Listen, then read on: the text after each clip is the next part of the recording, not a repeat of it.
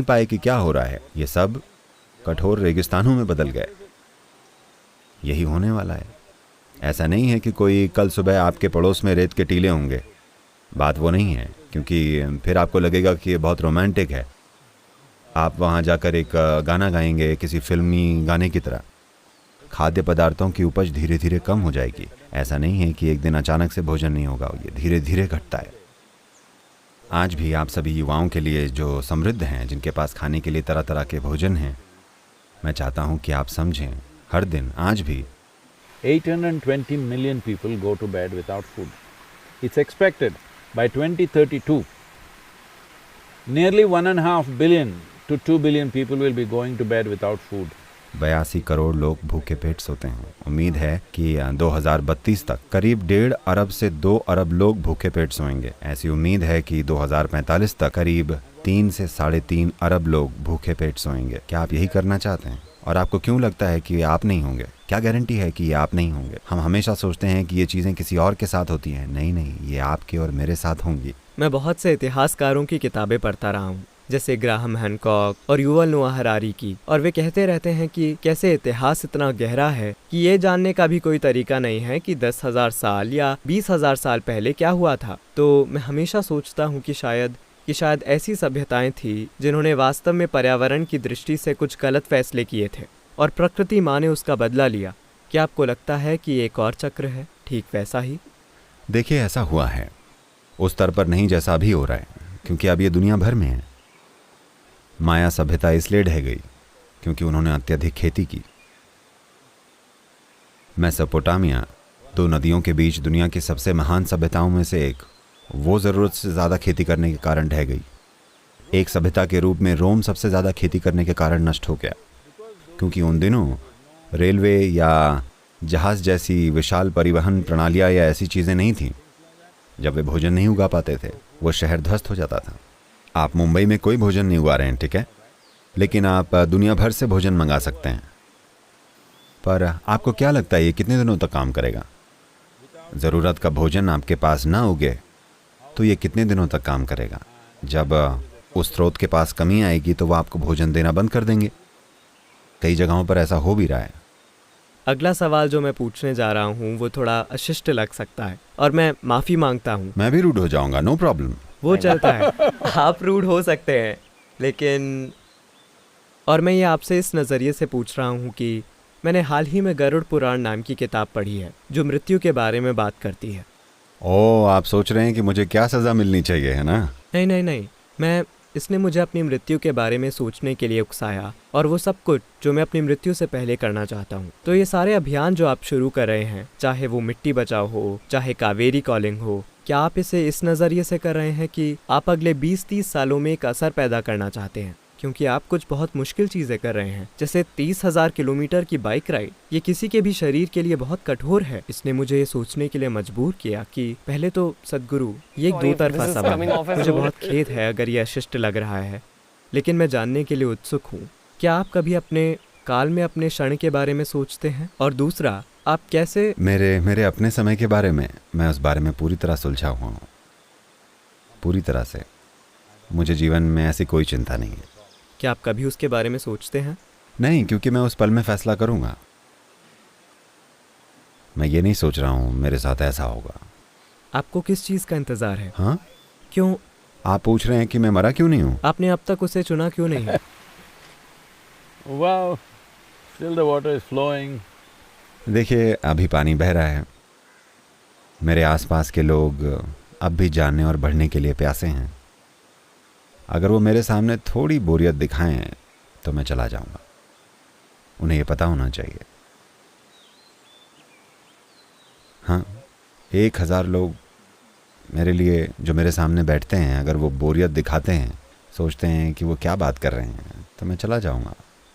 फिर से ये थोड़ा अशिष्ट सवाल होने वाला है और मैं माफ़ी चाहता हूँ हर किसी से। मैं देख रहा हूँ कि आप क्या करने की कोशिश कर रहे हैं। मैं आश्रम गया हूँ, मैं कोयम्बटूर आया हूँ, मैंने सारा काम देखा है जो चल रहा है। मैंने हर किसी की ऊर्जा देखी है और वहाँ ढेर सारी अच्छी नीयत है, खासकर जब पर्यावरण की बात आती है। ढेर सारी अच्छी नीयत नहीं, सिर्फ अच्छी नीयत। यहाँ सिर्फ अच्छी नीयत है। और राजनीति की दुनिया के लोग मीडिया की दुनिया के लोग, मैं ये भी कहूँगा कि देश का पूरा वामपंथ हमेशा आपको नीचा दिखाने की कोशिश करता रहता है। मुझे लगता है कि वही लोग जो मुझे भी नीचा दिखाने की कोशिश करते हैं, और मुझे जेन जी कहा जाता है, जो ऐसा है कि मैं शर्मिंदा महसूस करता हूँ। लेकिन आप जानते हैं, इस तरह की बातें होती हैं, तो आप उन सब को किस तरह देखते हैं? आप उस स्थिति में क्या करते हैं जब आप इतना अच्छा काम करने की कोशिश कर रहे हों और लोग आपको गलत समझते हैं, वो आपको नीचा दिखाने की कोशिश करते हैं? क्योंकि मैं असल में ये अपने नज़रिए से पूछ रहा हूँ, अगर मैं कुछ सीख सकूँ। देखिए, अगर आप बिल्कुल स्पष्ट हैं कि आप जो कर रहे हैं वो आपके आसपास के हर जीवन के लिए महत्वपूर्ण है, तो दूसरे लोगों की राय कोई मायने नहीं रखती। लेकिन मैं कह रहा हूँ पिछले 30 सालों से भी ज़्यादा समय से वो वही चीज़ें कह रहे हैं। वो रचनात्मक भी नहीं है, वो कुछ नया नहीं ला पा रहे हैं, ठीक है, वही चीज़ें कह रहे हैं, लेकिन वो कहीं पहुँच नहीं पाए हैं क्योंकि उनके पास कुछ ठोस नहीं है, किसी चीज़ में कोई दमी नहीं है जो उन्होंने कहा है। तो ये दुर्भाग्यपूर्ण है कि वो उस स्थिति में हैं। लेकिन मैं देखता हूँ कि हर डेली मिस्टेक कोट आता है, आप जानते हैं daily quote? All these people are just waiting. वो सब लोग बस इंतज़ार करते रहते हैं। अगर कोई चीज़ वो समझ नहीं पाते, अचानक वो सारे मिलकर उसे ट्विटर पर ट्रेंड कर देते हैं। मैं बहुत खुश हूँ क्योंकि हर रोज़ वो मेरे कोट पढ़ते हैं, यहाँ तक कि यहाँ मौजूद लोग भी उसे नहीं पढ़ रहे हैं। वो पढ़ रहे हैं, ठीक है। मैं कह रहा हूँ हर दिन ध्यान से वो मेरा कोट पढ़ते हैं। जिस दिन उन्हें कुछ समझ में नहीं आता, उन्हें लगता है मैंने कोई गलती की है, और वो बस शुरू हो जाते हैं। मैं खुश हूँ। मैंने जेलों में काम किया है, भारत और अमेरिका दोनों में। मैंने दुर्दांत अपराधियों के साथ काम किया है, जो हत्या, बलात्कार, सबसे बुरी चीज़ों के लिए जो आदमी कर सकता है वहाँ आते हैं। And I've seen significant transformation with और मैंने उनके जीवन में महत्वपूर्ण बदलाव देखा है। सिर्फ 2 दिन या 5 दिन वो मेरे संपर्क में रहते हैं, इसलिए ये लोग लगातार मेरे पीछे पड़े हैं। मुझे पूरा विश्वास है कि एक दिन वे बिल्कुल बदल जाएंगे। मैं उन्हें शुभकामनाएं देता हूँ। आप जानते हैं, ये सिर्फ उनकी राय की बात नहीं है सद्गुरु। मुझे लगता है कि अगर आप अपने मकसद के बीच में हैं, कई बार लोग हाँ, दुर्भाग्य से इसे संभालने में काफ़ी ऊर्जा, समय और संसाधन लगते हैं, लेकिन but देखिए, वो भी संदेश को आगे ही बढ़ाते हैं। कैसा भी प्रचार अच्छा प्रचार है। मुझे नहीं लगता कि ये प्रचार है। मैंने कभी प्रचार की परवाह नहीं की। असल में लोगों को ये समझने में मुश्किल हो सकती है, मैं बहुत ही निजी व्यक्ति हूँ। वाकई मैं सामाजिक इसलिए हूँ क्योंकि मैं उन लोगों को अपना हिस्सा समझता हूँ, सिर्फ उसी मायने में, वरना मैं किसी भी मायने में सामाजिक नहीं हूँ। तो इसमें थोड़ा, क्या कहें, आपकी तरफ से थोड़ा ज़्यादा ये ऐसा है जैसे आप चल रहे हों और कोई आपके पैर पर लटक जाए, फिर भी आपको चलना है। आप चलते हैं पर उनका वज़न कम है, तो ठीक है।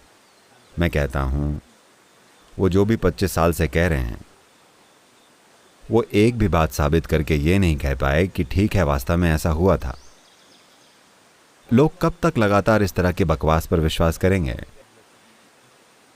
धीरे धीरे वो अपनी पकड़ खो रहे हैं, वो मूर्ख महसूस कर रहे हैं। उनमें से कई लोग सकारात्मक तरीके से हमें फॉलो करने लगे हैं। कई पत्रकार जो सनसनीखेज पत्रिकाओं आदि से, जिन्होंने हमारे बारे में ये सारी निंदाजनक बातें शुरू की थी, आज वो सब यहाँ भक्त हैं।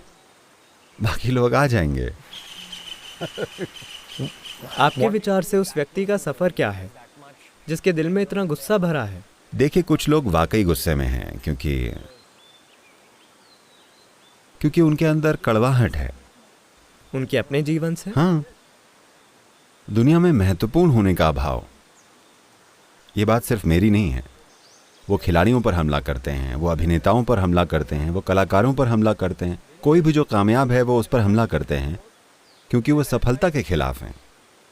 वो सफल होना चाहते हैं, लेकिन वो बार बार अपने जीवन में हर उस चीज़ में विफल हुए हैं जो वो करते हैं। अब कोई भी जो सफल है वो उसे नीचा दिखाना चाहते हैं। मुझे बताइए, किसे छोड़ा गया है? जीवन के किस क्षेत्र को बख्शा गया है? राजनेता जो चुनकर आते हैं वो उन्हें नीचा दिखाते हैं। खिलाड़ी जो बहुत सफल होते हैं वो उन्हें नीचा दिखाते हैं। आध्यात्मिक लोग तो हैं ही।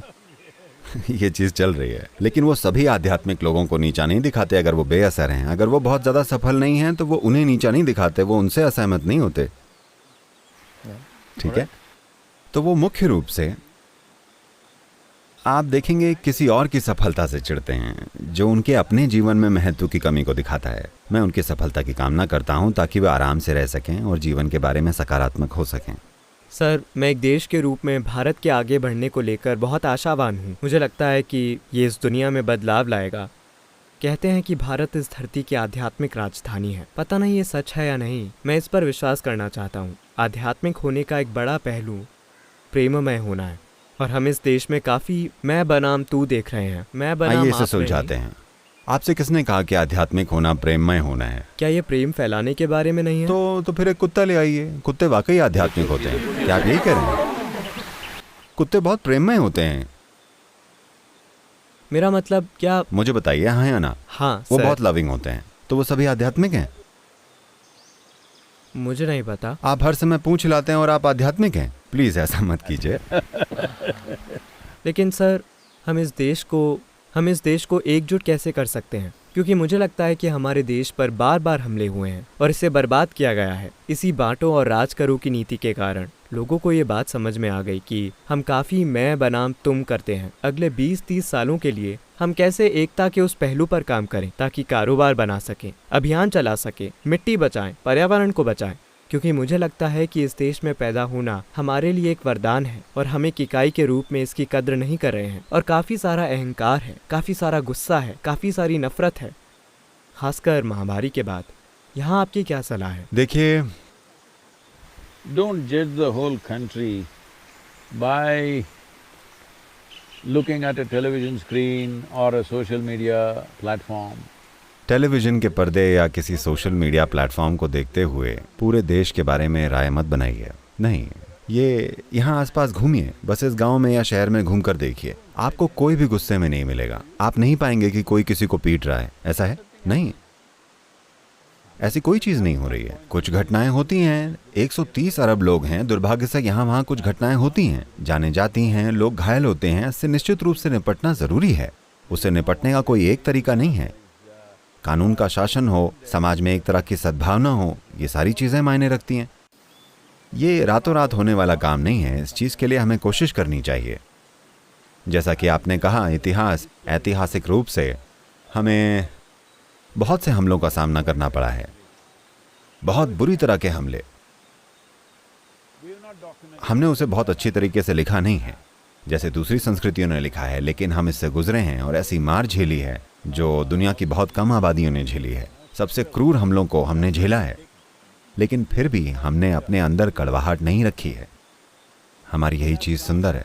लोग आए, हमें अधीन बनाया, हमें ऐसा महसूस कराया कि आप जैसे हैं, आपको उस बात का भी टैक्स देना पड़ेगा। ये सारी चीज़ें, लेकिन हमारे अंदर कड़वाहट नहीं है। ये एक बढ़िया चीज़ है। ठीक है, हम कड़वे नहीं हैं।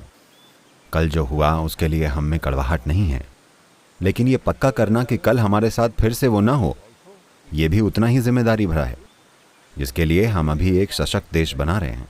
हमें ये पहले करना चाहिए था। 75 साल हो चुके हैं, लेकिन हम उसे कर रहे हैं धीरे धीरे। लेकिन देश के आकार और देश की विविधता को देखते हुए मेरे ख्याल से मुझे लगता है हम बढ़िया काम कर रहे हैं। क्या आपको लगता है कि फिक्शन, फिल्में, कहानियाँ देश को एकजुट करने का अच्छा तरीका है? क्योंकि वही मेरी इकलौती उम्मीद है। या खेल वो दूसरी चीज़ है? बेशक, हमें हर माध्यम का इस्तेमाल करना चाहिए। मैं ये नहीं मानता कि बस यही एक तरीका है। सब कुछ जो हम करें, हमें ये देखना चाहिए कि कैसे लोग अपनी छोटी सीमाओं से परे जा सकें और देखें कि कम से कम, अगर असीम नहीं तो कम से कम एक बड़ी सीमा हो जिसमें अधिकतर लोग समा सकें। तो अगर आप इसके लिए कोशिश न करें तो आपका जीवन स्वाभाविक रूप से किसी न किसी चीज़ के साथ टकराव में रहेगा। व्यक्ति के कल्याण के लिए और समाज और राष्ट्र के कल्याण के लिए ये बहुत ज़रूरी है कि एक बहुत बड़ी पहचान हो जिसके साथ हम आगे बढ़ सकें। ऐसा हो रहा है, बस इतना है कि इसे ठीक से पेश नहीं किया जा रहा है। देखिए, महामारी के बाद आपने महामारी का जिक्र किया, वो एक बहुत बड़ा आघात था। ठीक है, खासकर हमारे जैसे देश में आर्थिक कीमत बहुत ही ज़्यादा है। अधिकांश लोग ये नहीं समझते। मैं बहुत बड़ी तारीफ करता हूँ इस बात की, क्योंकि सबसे निचले स्तर के कर्मचारी से लेकर, मैंने देखा है, पुलिस कांस्टेबल से लेकर, ग्रामीण अधिकारी से लेकर, पंचायत नेताओं और राजनेताओं तक, और राज्य सरकारों और केंद्र